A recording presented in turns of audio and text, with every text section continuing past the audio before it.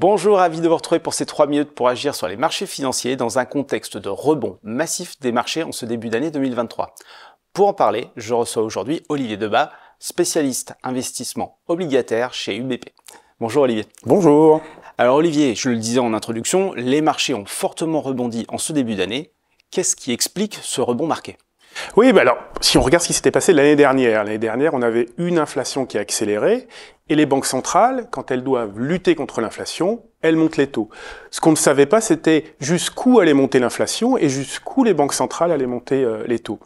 Et aux États-Unis, on a pu voir autour du quatrième trimestre que l'inflation aux États-Unis avait marqué un point haut. Et du coup, ça a réduit le champ des possibles pour la Banque centrale américaine, et on voit que les taux devraient remonter aux alentours de 5%. Donc on a maintenant une certaine visibilité sur le niveau maximal des taux.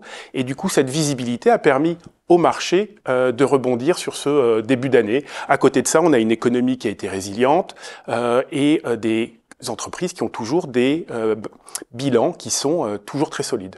Et alors, Olivier, la question qu'on peut se poser maintenant, c'est est-ce que ça peut continuer ? Et est-ce que ça peut continuer sur cette même tendance ? Alors, le début d'année a été très fort, et c'est vrai qu'on a enlevé toute cette incertitude, toute cette prime d'incertitude qu'on avait l'année dernière. Donc, c'est ça qui est parti.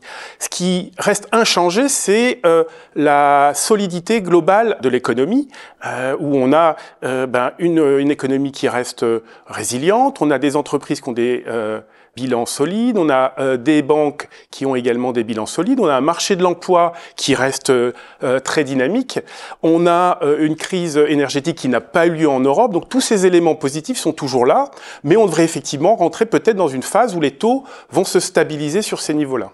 Alors la question maintenant, Olivier, qu'on peut se poser, c'est quand on est un investisseur particulier et qu'on souhaite investir aujourd'hui sur les marchés financiers, quelles sont les précautions qu'il faut prendre ? Alors, toujours savoir dans quoi on investit, s'assurer des risques, de bien comprendre le support dans lequel on investit. Après, il y a toujours cette question de savoir est-ce que c'est maintenant, est-ce que c'est pas maintenant, j'attends pas. Là, il y a une approche qui est intéressante pour les investisseurs, c'est de le faire une stratégie d'étalement des investissements où on va faire graduellement des investissements sur un même support. Merci Olivier. Merci.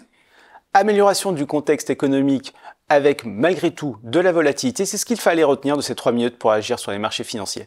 Merci de votre attention et à très bientôt pour de nouvelles minutes.